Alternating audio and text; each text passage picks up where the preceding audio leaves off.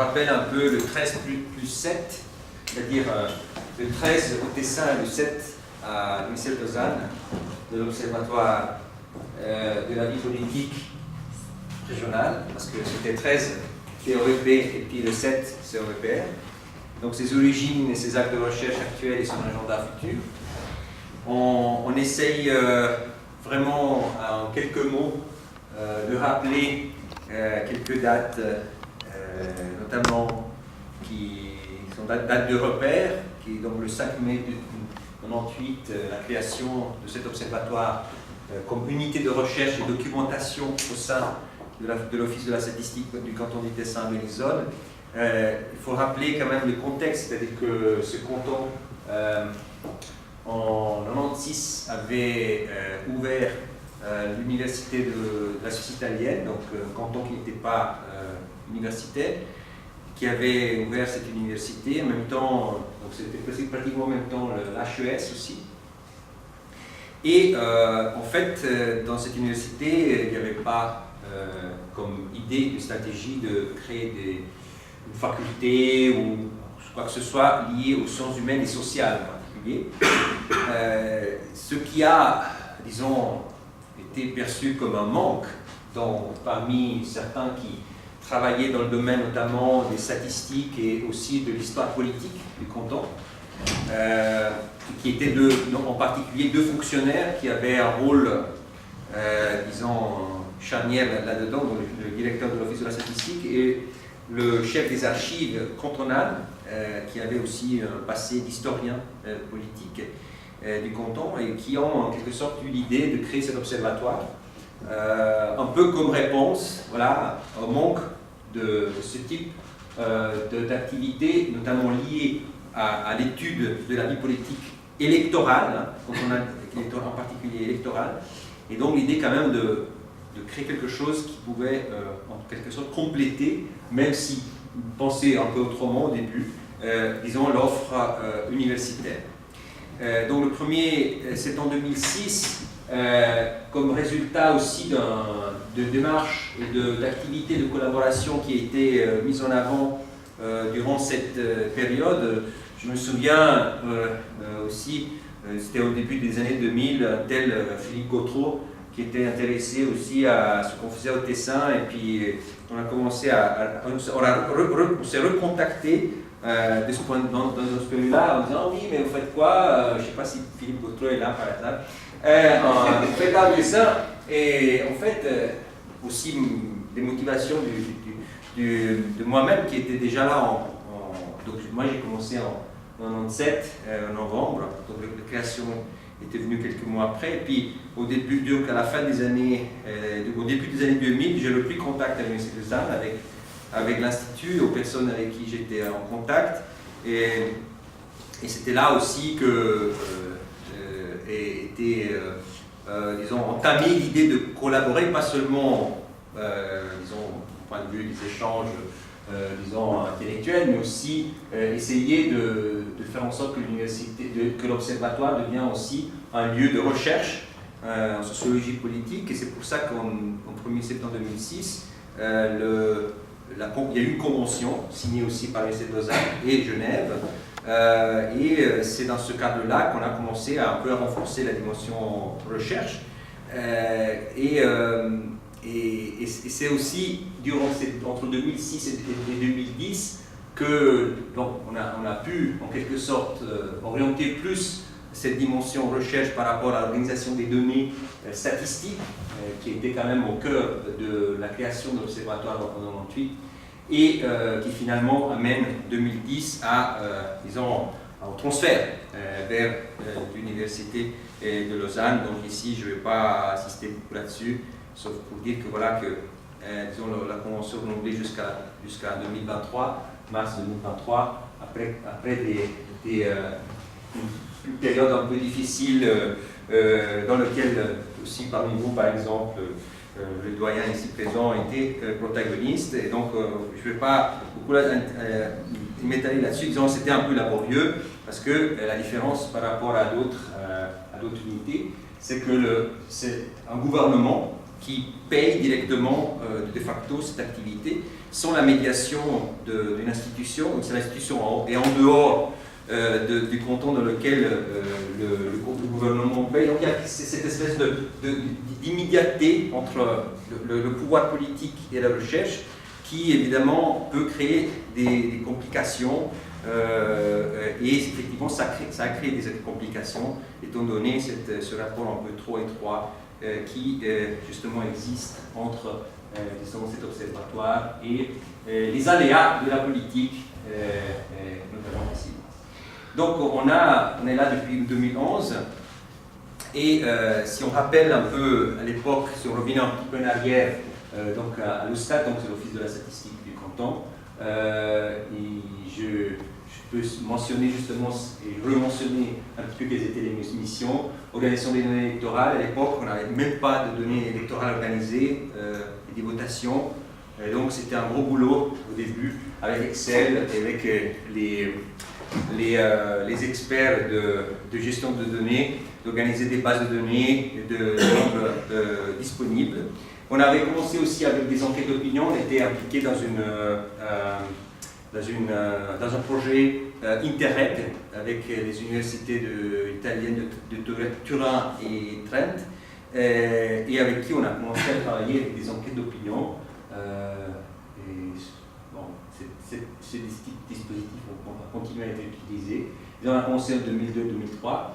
Et puis, bon, la publication sur la vie politique tessinoise, avec l'accent avec les données statistiques officielles, avec des enquêtes, voilà, c'était un ouvrage de culture politique, culture civique, c'était sur l'enquête d'opinion transfrontalière, et puis des enquêtes d'opinion, et puis aussi des entretiens approfondis. On a utilisé aussi des méthodes qualitatives, notamment le dernier ouvrage avec des entretiens approfondis sur l'engagement politique. Donc voilà, c'était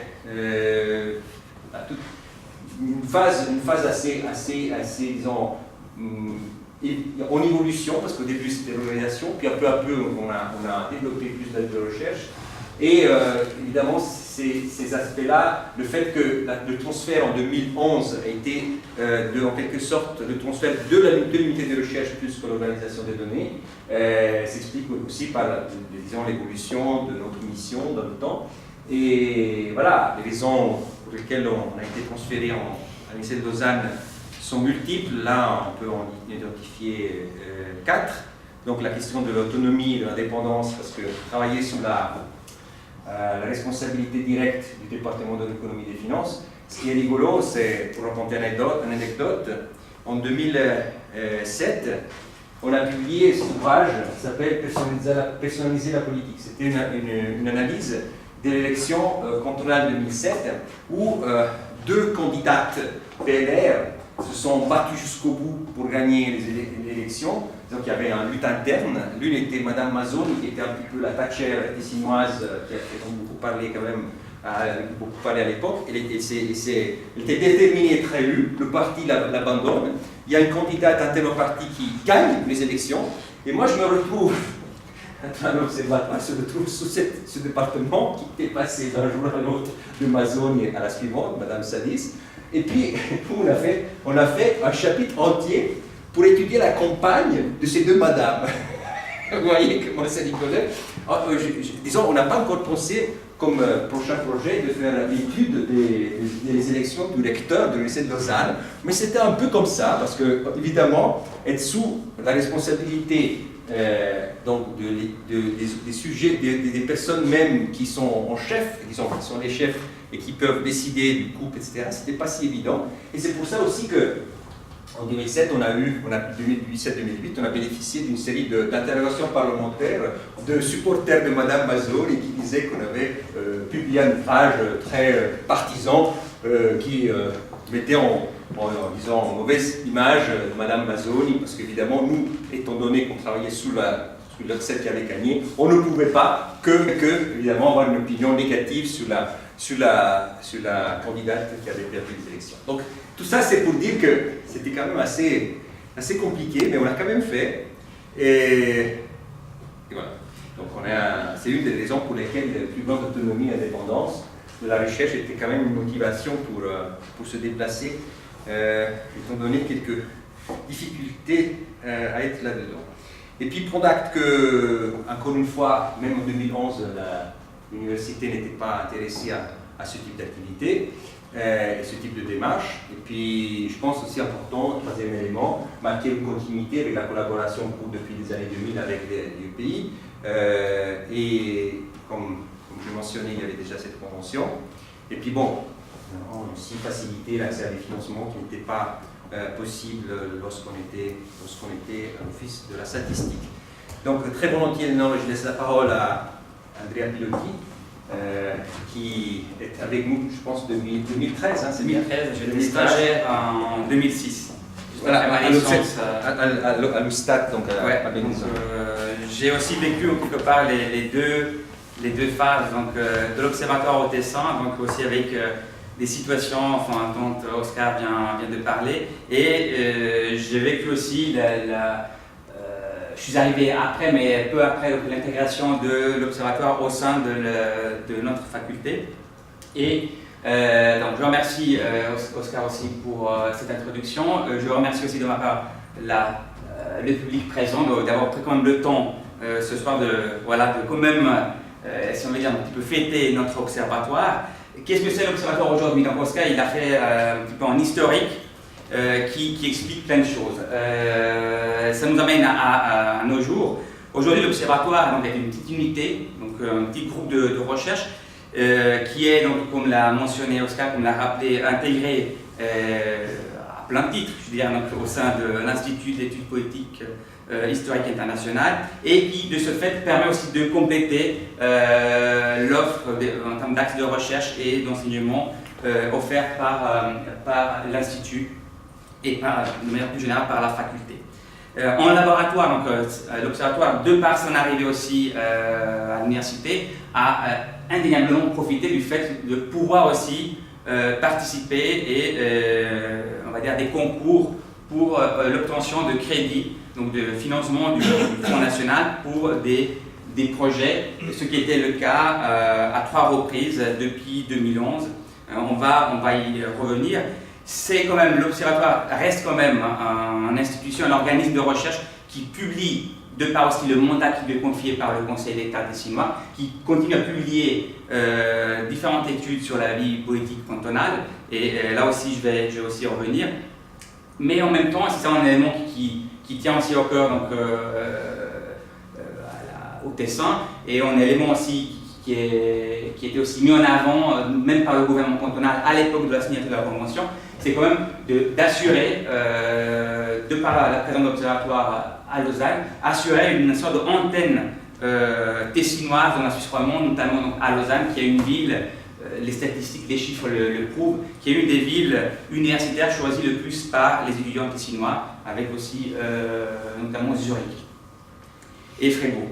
Et élément qui n'est pas, dernier, mais c'est pas le moins important, c'est aussi une unité de recherche qui a permis et qui continue encore à offrir une opportunité de recherche, de formation et de travail à des jeunes chercheurs ainsi qu'à des étudiants qui, au fil des années, ont travaillé, qui ont collaboré avec nous dans nos différentes études.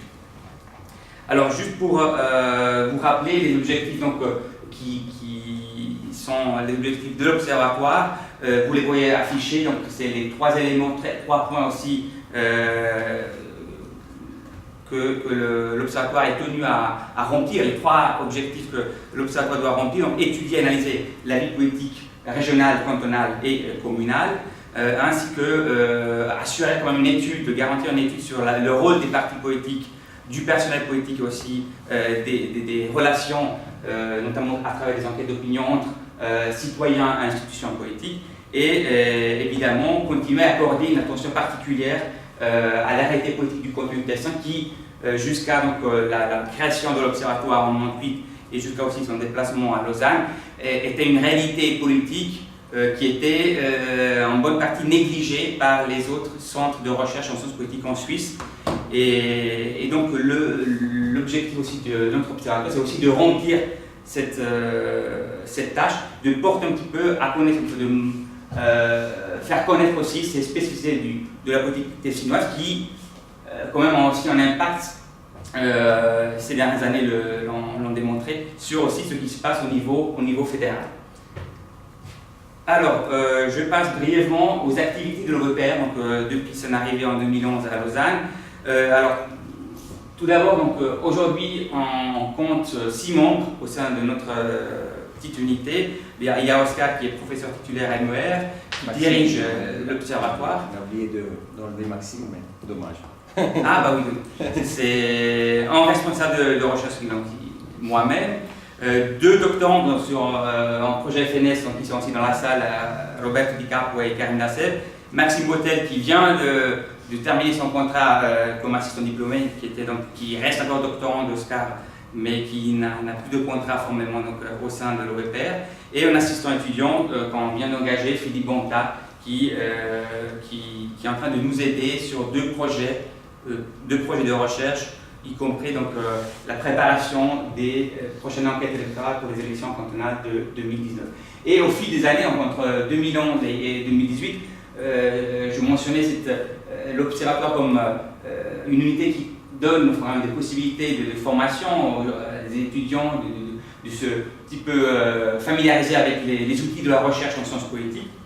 Au fil des années, on a quand même pu engager plusieurs collaborateurs, assistants étudiants. Je pense aussi à Eduardo Oskino qui est aussi dans la salle, qui a commencé en 2014 chez nous, et vous avez aussi plusieurs assistants étudiants qui ont quand même assuré un appui extrêmement important pour nos différentes recherches, et c'est justement ce travail d'équipe qui a permis depuis 2011 de pouvoir quand même animer notre observatoire à travers différentes activités, que ce soit en termes de conférences, donc cycle de conférences ou colloques nationaux et internationaux, avec plusieurs dizaines d'études scientifiques sous forme de livres, papiers scientifiques, chapitres de livres, publiés dans les différentes langues, dans le but aussi de pouvoir un petit peu assurer des connaissances aussi de la politique tessinoise.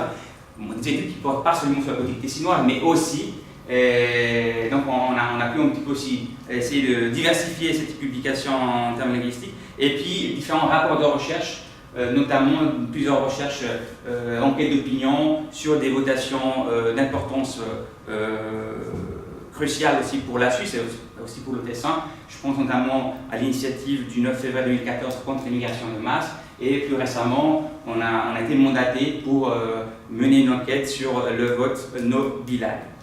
Et puis, à côté de ça, il y a évidemment ces études qu'on continue, on poursuit sur les élections cantonales, et que l'Observatoire, déjà depuis sa création, mène, donc depuis une vingtaine d'années, mène sur ces élections cantonales.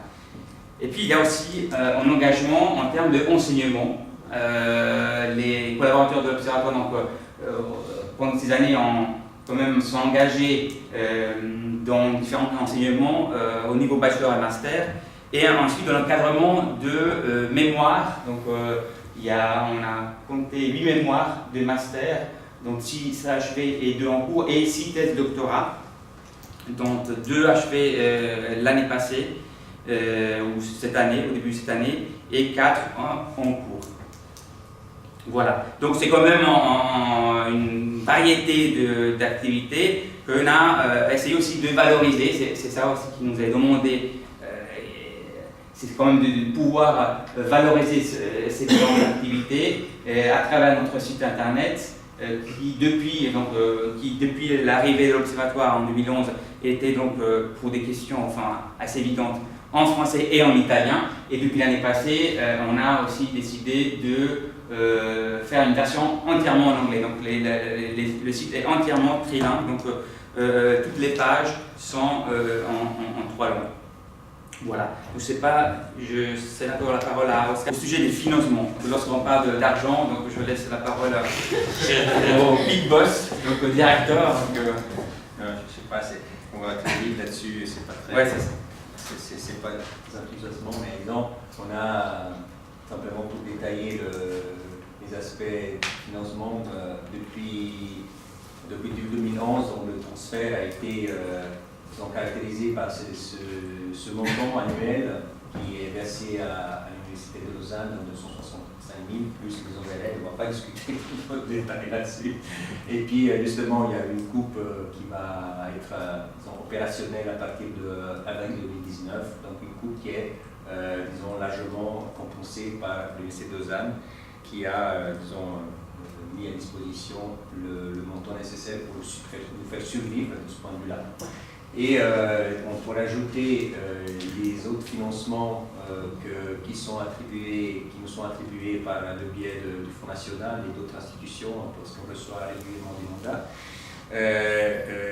par les collectivités locales, où on a eu par la SSR.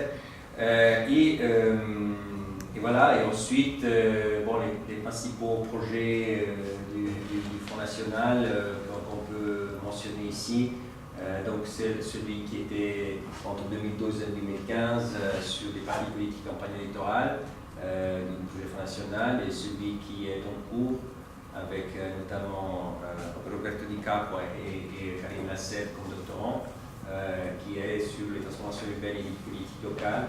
C'est comparaison entre 4000. Et vous voyez ici la tentative d'articuler un peu la dimension nationale avec toujours la dimension du dessin dedans.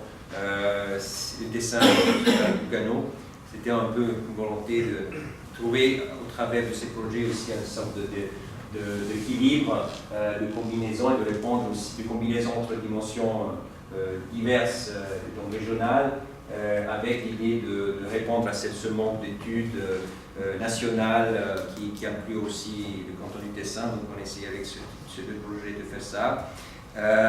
Et puis ici je mentionne brièvement aussi, je rementionne ce projet qui est quand même un projet d'envergure qui va se terminer avec 2 thèses, en tout cas on les attend avec impatience, et qui est justement l'une thèse sur l'évolution des élus dans le législatif dans les 4 villes depuis les années 40, et l'autre sur les élus dans les exécutifs, donc les municipalités de ces 4 villes suisses depuis les années 40, avec mobilisation de données d'un point de vue institutionnel, électoral, et surtout l'usage de la prosophographie comme méthode. Donc vous voyez bien aussi la continuité avec la thèse d'Andrea Pilotti, qui a utilisé la prosophographie pour l'étude des élites parlementaires nationales. On voit bien aussi la continuité avec ce type de travail. Qui est aussi en collaboration avec l'Observatoire des élites politiques suisses, du pays. Et notre projet qui commence maintenant, parce qu'en avril 2019, on aura les élections cantonales tessinoises. Donc moi je suis arrivé en 97, Office de la statistique, déjà ils avaient récolté ils avaient fait déjà une première récolte de données sur les candidats aux élections cantonales tessinoises avec un questionnaire. Donc, quand je suis arrivé, j'ai continué ça. Donc en fait on a l'historique depuis 1995, 1999, etc. Tous les 4 ans, on fait une enquête sur les candidats. Il y a quand même 500-600 candidats pour les élections cantonales tessinoises. Donc on a la continuité, on a des données caractéristiques socio-professionnelles, politiques, etc. Et on a un peu changé chaque fois, on a l'évolution, on va continuer avec ça. Depuis 2011, 2007, je me souviens, 2011 je pense, on fait aussi l'enquête auprès des électeurs. Et on va faire aussi une enquête sur la campagne Facebook et Twitter, durant la campagne, la campagne actuelle qui est en train de s'ouvrir et qui va justement se terminer en avril 2019 lors des élections. On va faire trois types d'enquêtes en même temps et avec des rapports de recherche qui vont sortir ensuite. Et le dernier projet qui va commencer en mars 2019 pendant 4 ans, qui aussi intègre la dimension régionale et aussi le Tessin, et qui est en quelque sorte c'est plus disons, une continuité avec les études sur le populisme, nationalisme, sur lesquelles je suis un peu plus spécialiste moi, et qui est une tentative d'étudier le discours populiste autour des frontières Bâle, Genève, Tessin, et la frontière Luxembourg, et les frontières autour du Luxembourg. Et pourquoi Luxembourg? Parce que avec le Tessin et Genève, c'est les trois régions d'Europe où il y a le plus fort flux de travailleurs transfrontaliers, donc en termes de masse et de quantité. Et aussi, il y a des enjeux liés à, voilà, il y a des crispations, il y a plus ou moins de crispations. Les questions de fond est pourquoi le discours populiste est fort autour de certaines frontières et pas dans d'autres. Pourquoi Bâle c'est un peu exclu, le Tessin oui, Genève à moitié. Donc on a trois cas. Luxembourg c'est le moins touché par la mobilisation populiste. Le Tessin c'est l'opposé. Et on a deux cas, Genève plus du côté Tessin et le Bâle plus du côté Luxembourg. Donc essayez un petit peu de discuter ça, mais avec une approche intéressante parce que le spécialiste qui travaille au ISER, donc cet institut de recherche socio-économique, est un spécialiste de la communication politique et des enjeux territoriaux. Et donc lui, il a l'axe sur les médias, parce qu'il y a un populisme médiatique, donc, promu par les médias, et pas seulement des partis politiques et des acteurs politiques. Donc on va essayer de combiner les deux approches pour essayer de voir comment il y a une interaction, ça s'alimente, ça renforce, et quelquefois ça s'annule. Donc on va essayer d'aborder la question du discours, à la fois du discours populiste des partis et des médias, dans ces quatre régions transfrontalières. Et donc voilà, on a aussi la possibilité d'engager un doctorant et un postdoc pour nous aider ici à Lausanne. Ici à Lausanne et plus un postdoc et aussi à Luxembourg, donc deux postdocs en réalité à Luxembourg, mais qui vont travailler tous ensemble dans une équipe pour essayer de répondre à la question de recherche que nous avons dans ce projet. Donc voilà, c'est des projets qu'on a maintenant en cours. Ces projets sont possibles aussi parce que nous avons, durant ces années, développé des collaborations scientifiques nationales, mais surtout internationales.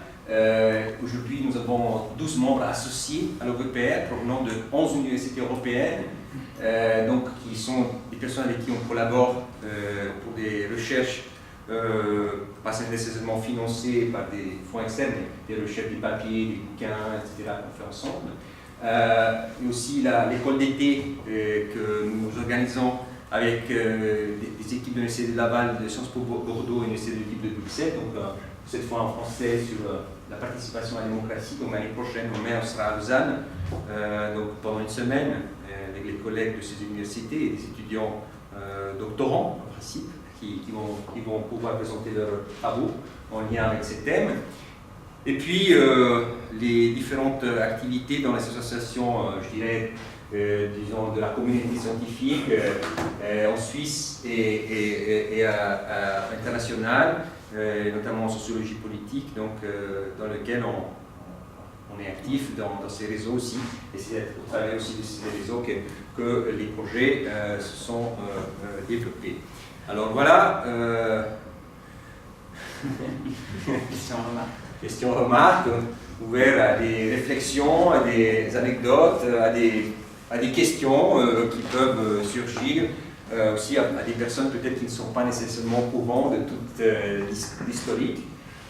Et donc voilà, on est à disposition très volontiers du public.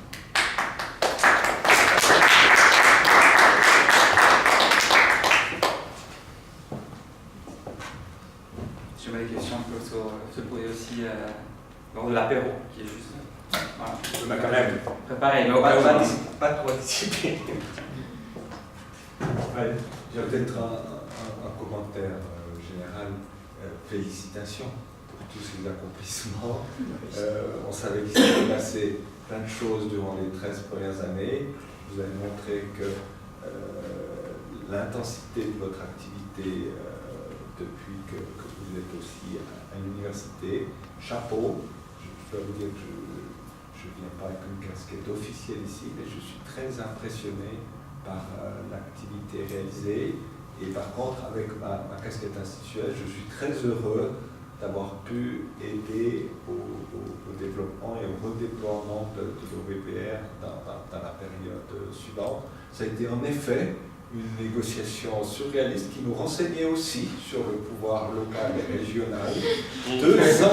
2 ans de négociations, 2 rectorats impliqués, et finalement au finish, avec un engagement de l'IEPHI qui était aussi inédit dans son mode de faire et donc a permis d'opérer au fond la jonction entre les 2 partenaires historiques pour les années à venir.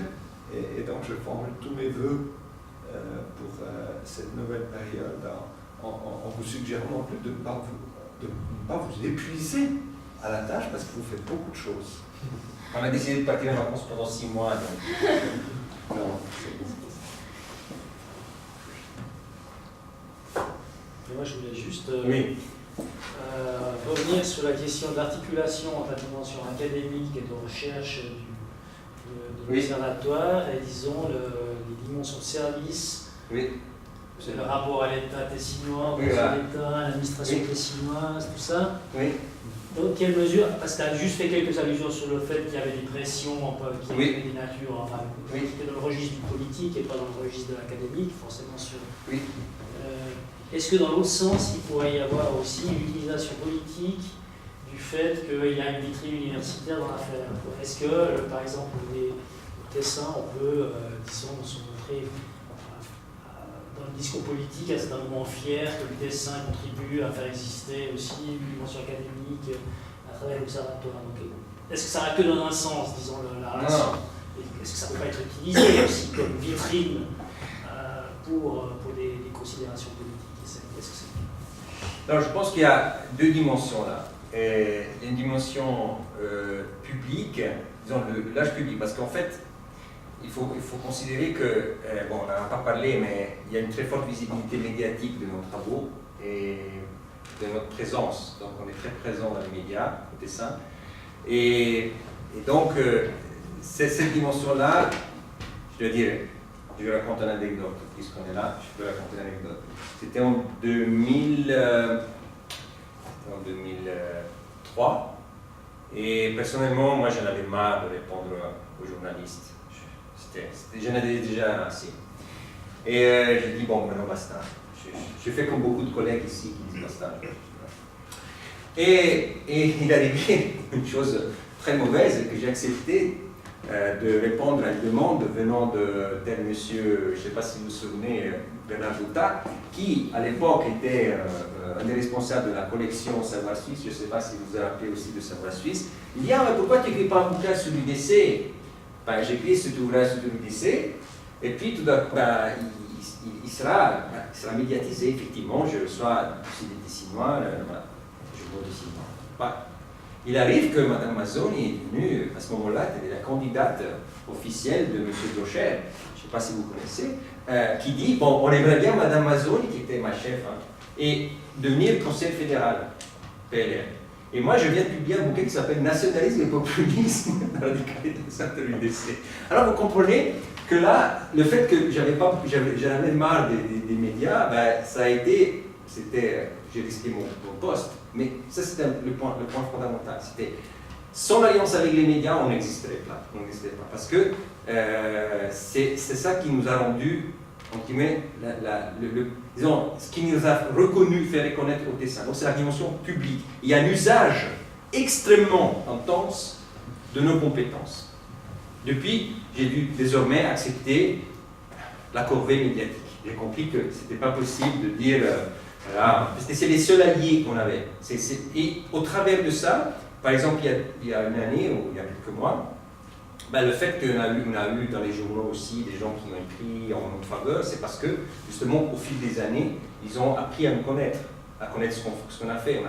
On fait chaque fois des conférences de presse, des publications, là aussi. Et c'est ça la condition, sine qua non, de survie. Les politiciens utilisent, mais le font sans déclarer.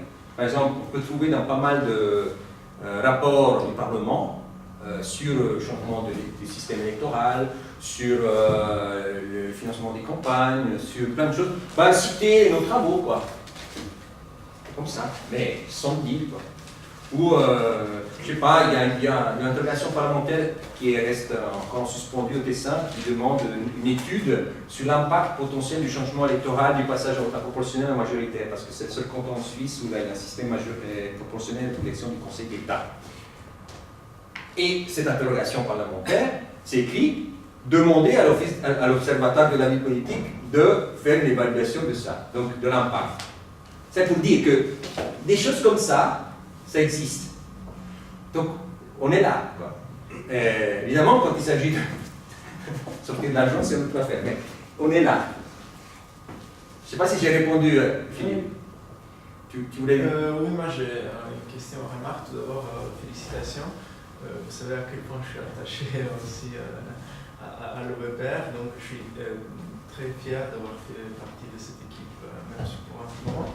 J'ai une question. C'était très bien expliqué ce que vous avez fait, qu'est-ce que vous avez été dans le passé, qu'est-ce que vous êtes dans le présent. Après, vous avez mentionné un peu les projets, disons, futurs, mais est-ce que tu pourrais dire quelque chose de plus de ce que vous allez être vraiment dans le futur, dans le prochain, qu'est-ce que vous allez faire, qu'est-ce que vous voulez devenir quand vous serez grand? Ça, c'est la meilleure question qu'on peut poser, c'est-à-dire. Ouais, mais dans le long terme, est-ce que vous avez envie de changer, qu'est-ce que vous avez envie de devenir si vous pouviez vraiment choisir tout dans les prochains 10-15 ans, 20 ans? 20 ans, retraite. Je pense, je sais pas pour moi. C'est pour les deux la question. Non, mais justement. Je ne suis pas à la retraite dans 20 ans. Voilà. Non, je pense qu'on est. Pour le dire avec de l'humour, l'observatoire existe parce qu'il est toujours jeune.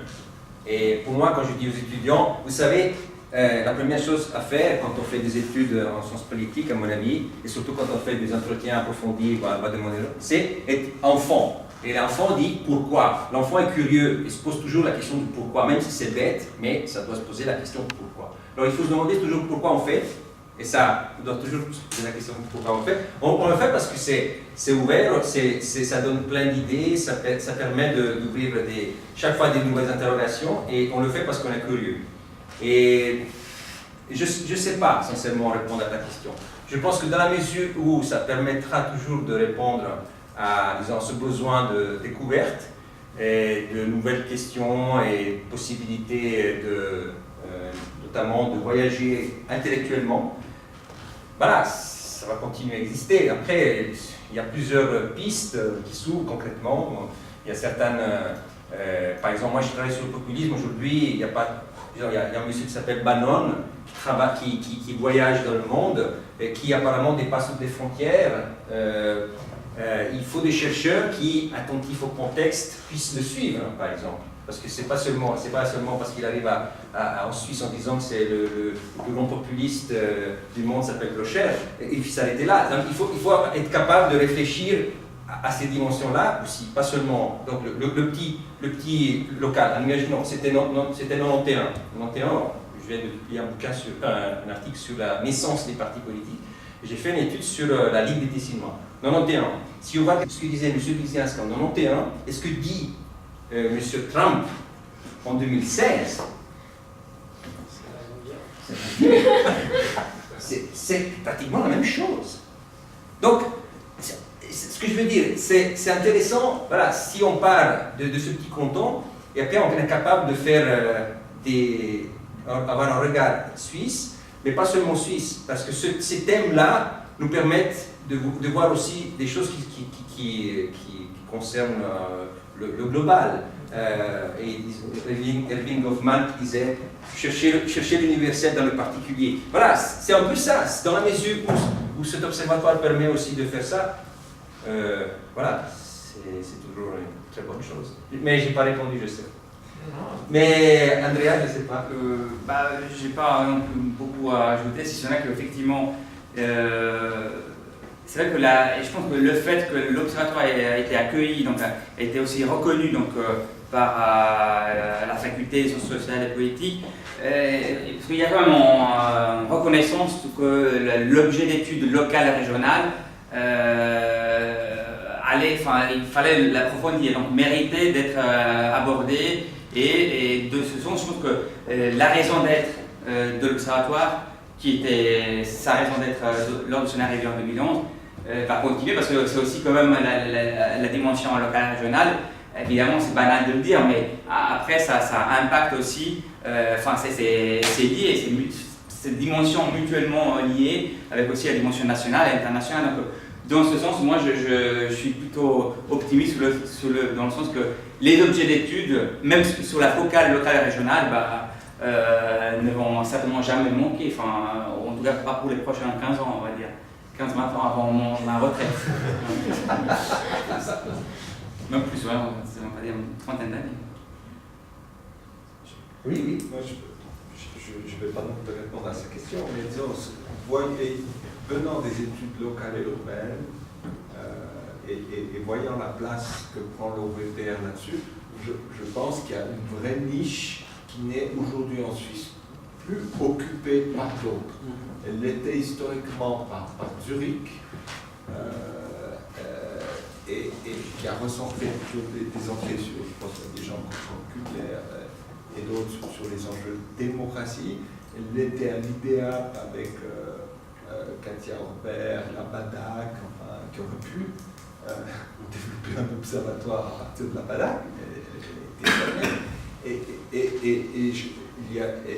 l'école polytechnique, qui avait aussi une niche là-dessus. Cette niche, c'est vous qui l'occupez, et je pense que, disons, tant du point de vue local, urbain que régional, je pense que cette niche, elle va au-delà des aspects, disons, organisationnels, financiers.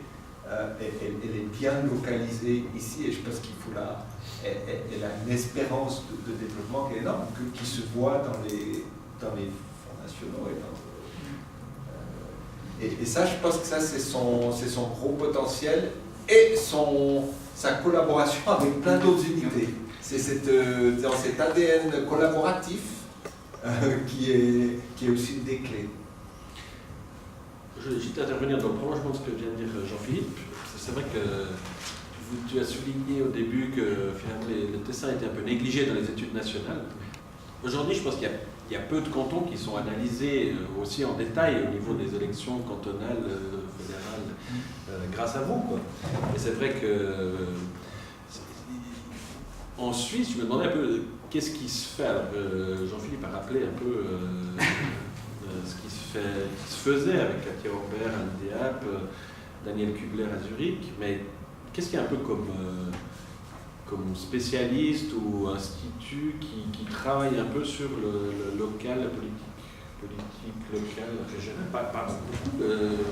Mais pour répondre à ta question, nous on collabore avec notamment dans ce cadre-là, dans ce groupe de travail Fédéralisme et Territorial Politics. On collabore notamment avec un chercheur qui travaille avec Kubler, s'appelle Black, qui travaille sur la politique locale et qui travaille à l'Institut à Raud. Et il y a une équipe, il y a quand même pas mal de gens qui travaillent dans cette dimension institutionnelle, aussi politique publique, qui travaillent un peu sur les fusions communales. Il y a quand même une tradition, c'est un peu l'ANEL aussi. C'est quand même, il y a des gens qui travaillent pas mal autour de Berne et Zurich, entre Berne et Zurich. Et ils ont un regard aussi d'élite politique aussi. Ils sont pas mal intégrés dans des réseaux internationaux. Ils utilisent, comme le savent bien Roberto et Karim, plutôt des approches quantitatives mais synchroniques, donc sur du changement par exemple sur le pouvoir des municipalités, sur l'impact des élections directes des membres des syndics, des maires. Et il y a quand même des études, donc ils font du travail quand même assez important. Donc il y a tout cet axe-là. Et la différence, évidemment, c'est que le travail se fait souvent sur les variables et pas sur le contexte. En gros, c'est ça, c'est qu'on utilise la Suisse autour de, je sais pas, X, Y villes, on ne sait pas exactement lesquelles sont, parce que c'est dans un échantillon. Donc c'est un niveau local un peu, pour certains, abstrait, mais nous on a toujours ce regard historique, entre guillemets, que ce soit pour Andrea ou pour moi-même, aussi pour des raisons de formation, socialisation académique. Donc on a quand même l'idée que, de fond, que moi j'avais pris ce parti pris déjà des années 90 en disant un petit peu en ayant lu un petit peu les bouquins américains qui gouvernent de Dahl et d'autres, même si je n'avais pas cette méthode-là, mais l'idée que quand même il fallait, pour comprendre bien ce qui se passe, avoir une connaissance très approfondie du contexte, donc historique, social, économique, institutionnel, à tous les niveaux.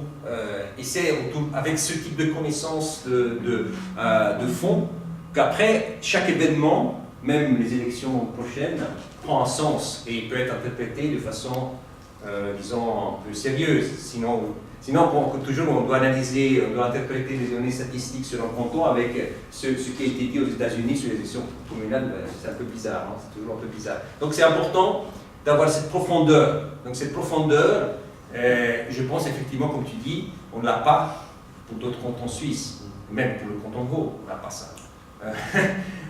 Donc en canton de Vaud, on est un peu dépourvu de ça, parce qu'en fait, on n'a pas de cumul aussi. Pas du cumul dans le sens qu'on n'a pas de recherche qui se relient entre elles. Il y a des informations fragmentées de tout. Hein.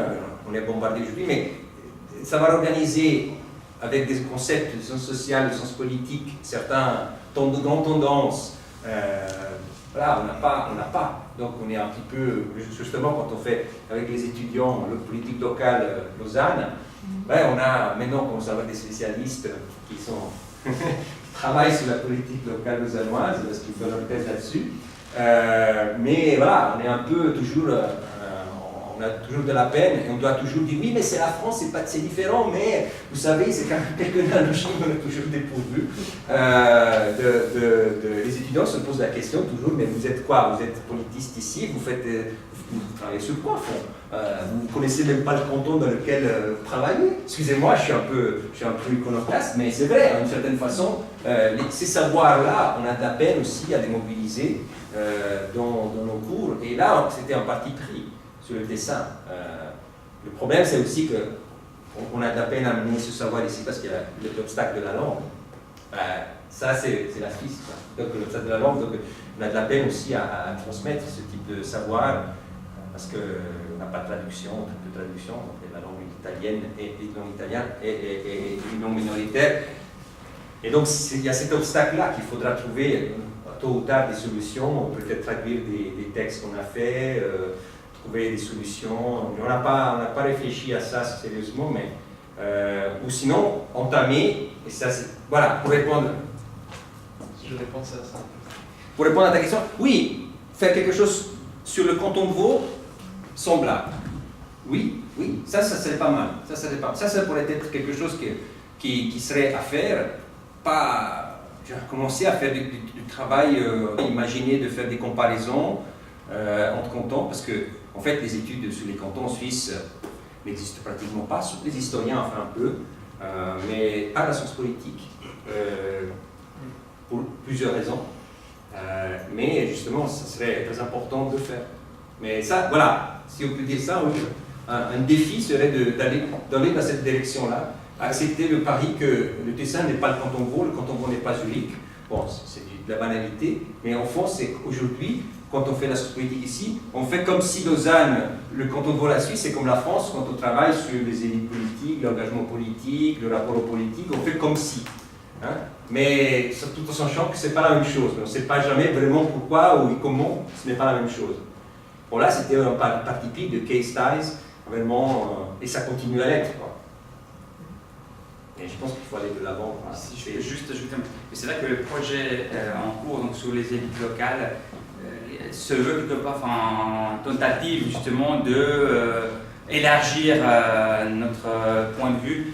C'est un projet d'ailleurs qu'on avait conçu avec Oscar, justement en se focalisant sur Lugano, principale ville, capitale économique financière du canton du Tessin, 3e place financière, et Lausanne. Et puis en discutant avec aussi André Mac, avec de l'Observatoire des élites suisses, on a décidé d'en faire un projet Fonds national, donc en incluant aussi la Suisse alémanique.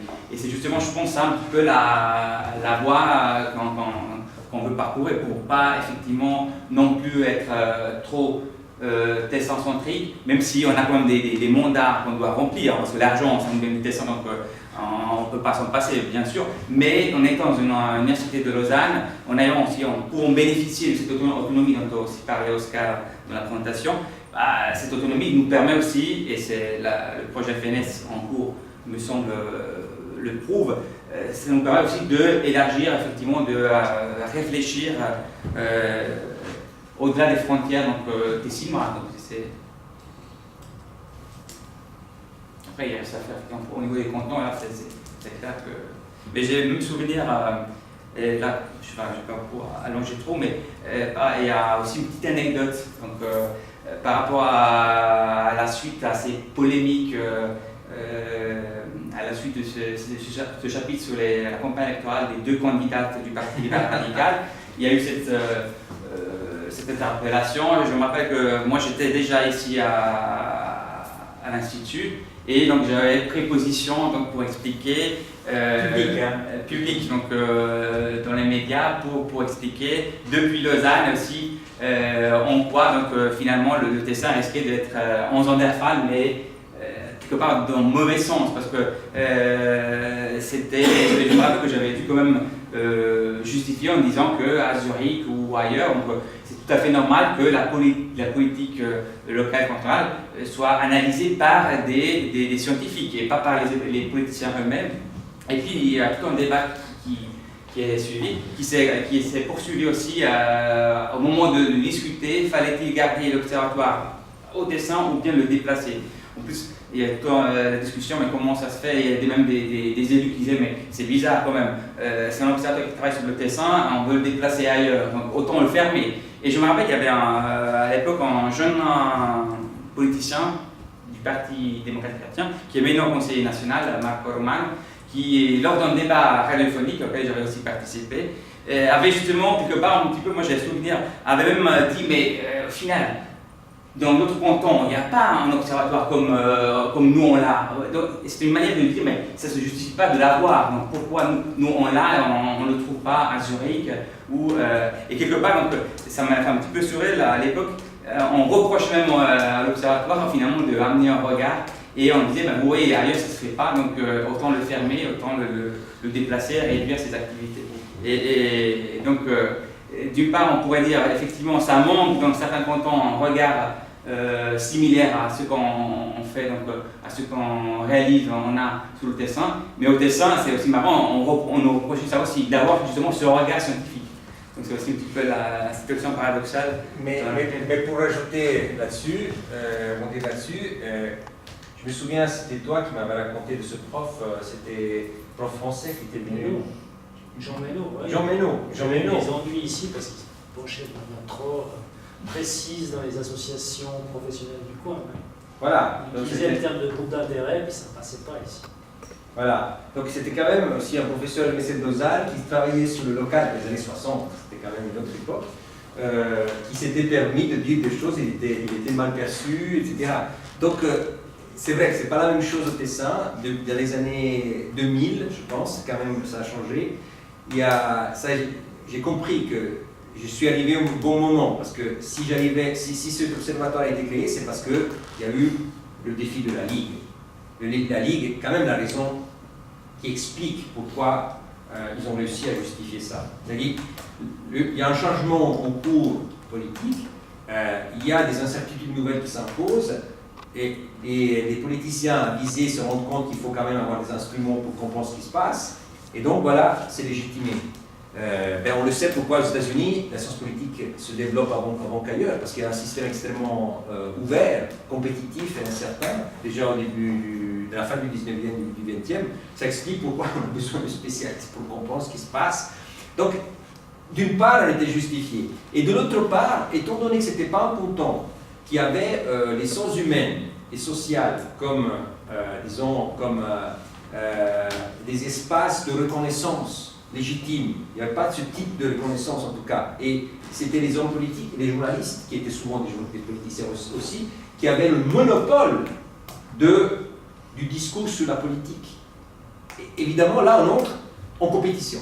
Ben, on devient dérangeant. Parce que qui t'autorise à venir ici et nous dire pourquoi et comment les élections sont allées? Qui t'autorise? Ben, on te paye, c'est nous qui payons, en plus toi tu décides de comment les choses sont, et puis tu me contredis aussi. C'est pas possible. On paye et on décide. Donc ça, ce principe-là, je pense que ça a été pas évident de le remettre en discussion au début. Et c'est toujours une lutte, parce qu'en fait, il y a toujours les générations de chrétiens changent, mais la mentalité reste. Il y a un peu cette volonté toujours de mainmise sur ce qui est le discours autorisé sur la politique et sur comment la politique fonctionne, qui gagne, qui perd, etc. Et c'est une raison pour laquelle c'est toujours incertain, parce que, évidemment, ils essaient toujours d'imposer, d'influencer, directement, indirectement, ce qu'on fait, même si c'est toujours indirect. Restez poli, ne dérangez pas. Et on vous met en discussion aussi pour cette raison-là, pour vous pousser à être poli et ne pas déranger. C'est un jeu, évidemment, d'influence, et ça durait 20 ans. Donc voilà, maintenant, on est une phase de calme, parce qu'il y a les élections qui s'approchent, donc ils sont tous très gentils. Mais au moment que les élections passent, bah, on doit économiser, il y a de l'argent, et où est-ce qu'on peut couper, où est-ce qu'on peut couper? Bah voilà.